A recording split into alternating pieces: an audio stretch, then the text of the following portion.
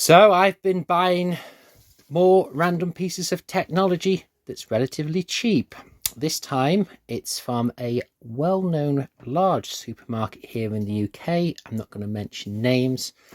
Needless to say, you probably would have figured it out. This is a Tekkin, or is it Tekkin? I actually filmed and reviewed a speaker not so long ago, and I kept on referring it as a Tekkin one. So let's just carry on with that consistency. Yes, this is a dash cam, as it says on the top right hand side.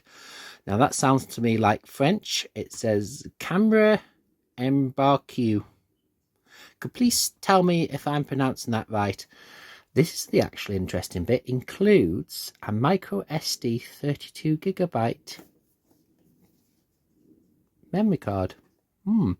Now it's saying it's 3-channel plus a 1-2 plus a rear camera, and it says 3-channel front, rear, and cabin.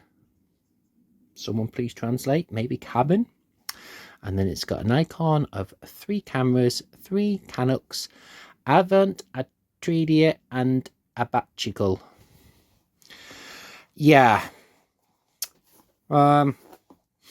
Okay. Right. HD video provides evidence for the police and insurance companies. Fair enough. Wide angle rear view helps prevent accidents. Fair enough. And accelerometer records in case of break-ins. Oh, fair enough. What have we got here on this? HD video recording, which, let's be fair, in 2025 isn't a major thing. Camera rotation, 170-degree wide angle, loop recording, G sensor, recording, night vision, and 3 channels.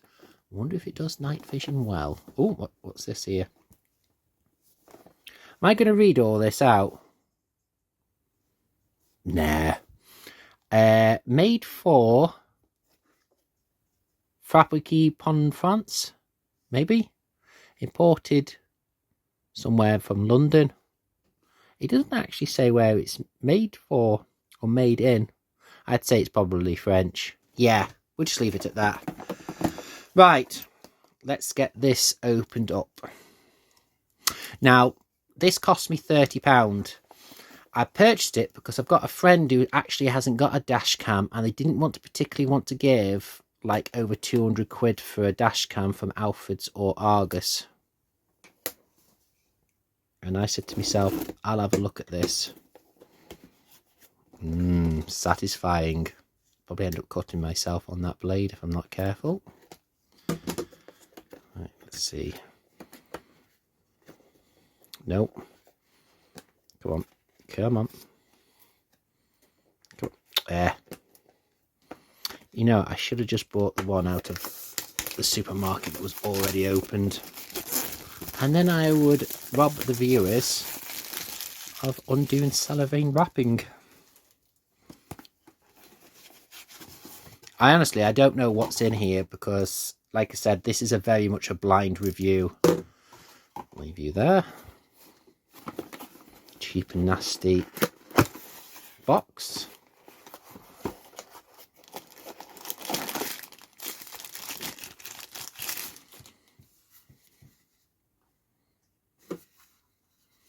Ah, never seen that before, actually. Yeah, that's actually not a bad idea. I can see where they come from for that. I wonder where you put the SD card in it, though. Probably in here. And has it already got one in? It has as well. And is it 32 gigabytes? Let's see. 32 gigabytes. Now that on the box looks like, if you look at that, you'd say that's like a SanDisk one. So what they've done there is that they've just used an image that looks very similar to a SanDisk one and just used it for the camera. I'm going to be leaning towards that this is not going to be that good, to be honest. And also, on YouTube, I can't really find anybody that's reviewed this particular dash cam before, mainly because it's probably not going to be that good. Oh well. But yeah, that's actually not a bad design. That would be good for example, if you was in a car and you was involved in an accident, and you know, if the angle was in there, and people who just go like this when they're going for a crash. Ah.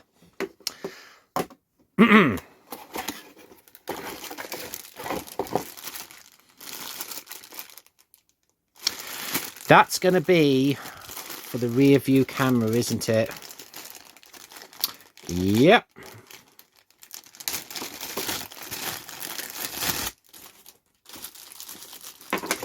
What's that?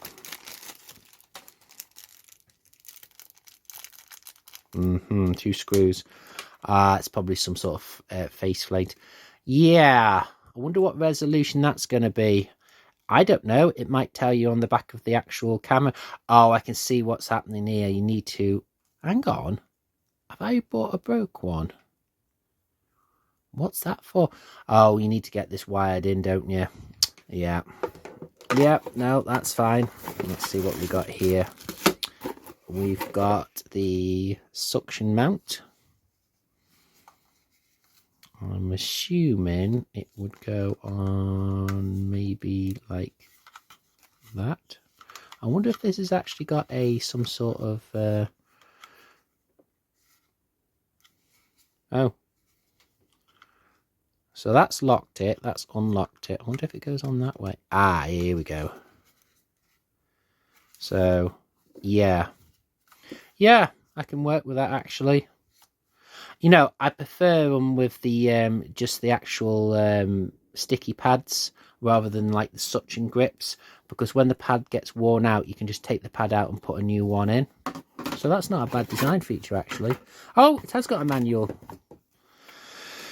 Ah, yes, see. If it's not going to be in French in the first time, I'm not going to read it. Sorry, not going to be in French, not going to be in English.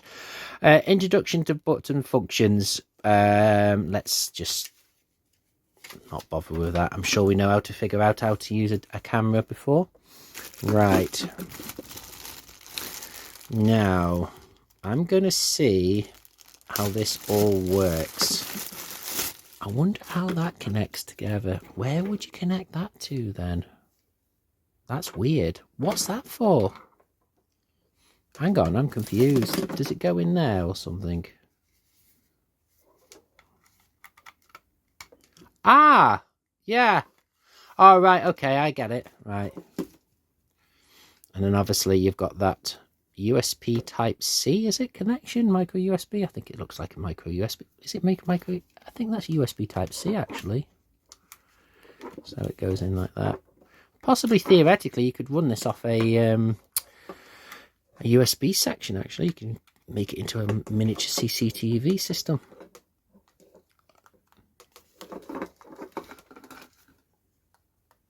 That's plastic, that's not glass.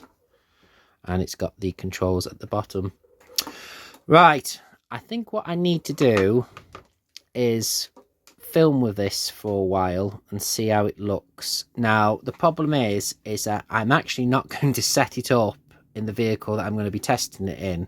I'll be setting it up permanently when I get the chance. However, looking at it from this perspective, it doesn't look too bad.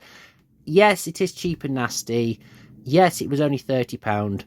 And in Argos, I think dash cams can be very expensive. I mean, I looked at one, it was like £200 odd. I mean, okay, fair enough. And the best thing about it, if the SD card is any good, then that's got to be worth something. I bet that's an on and off button. What I need to do is a jump cut.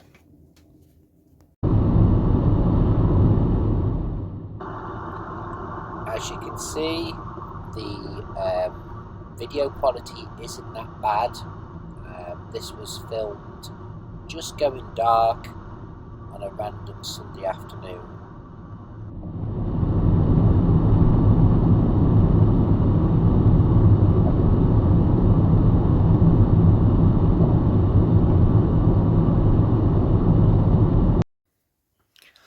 So what's my conclusion for this? Well, the image quality, video I should say, and the audio quality isn't too bad. For £30, you're not going to get crystal clear, high definition, but it is 1080p. It is a bit ropey and it is a bit grainy, but it still does the work. Now, whilst recording this part, the cab lens, it was showing up what it was recording on the screen, but I can't retrieve the data. Whether or not there's some settings on the actual unit that I've not correctly installed, I don't know, and I'm not too fussed about that. As for the unit itself, you get what you pay for. The only part that I haven't tested is this. Now, to install that correctly, you've got to get that and put it next to the loom of the I think it's like the brake light or one of the bulbs in the rear of the vehicle. There's probably a simple workaround. However, I'm not really good with wiring, so I'd rather just have that installed with the professionals if I add this unit for myself. And judging by the amount of wire there, that could probably reach from here to Mars. Why do dash cams come with such huge amounts of wiring? I can understand it for the rear cameras, because obviously they've got the full length of the vehicle to travel, but the front ones, that's well, that's my headband actually. Why is that there? But yeah, that's what, 2 meters maybe. The only part that I do like to see is that it is USB type C for charging. That's actually quite handy, mainly because well, you just plug it in and plug it out. And also, if you've got a USB type C charging cable in your vehicle, then yeah, you don't need to worry about having, I call it the cigarette lighter type charger. I'm not sure what that's called. Answers on the postcard, please, folks. In conclusion, not a bad, £30, quite cheap. I mean, there is better out there, but you'd be paying a lot more. It does the job, and most importantly, the installation is quite simple, excluding obviously the reversing camera or the rear camera. But there you go. Tekkin, you struck gold again.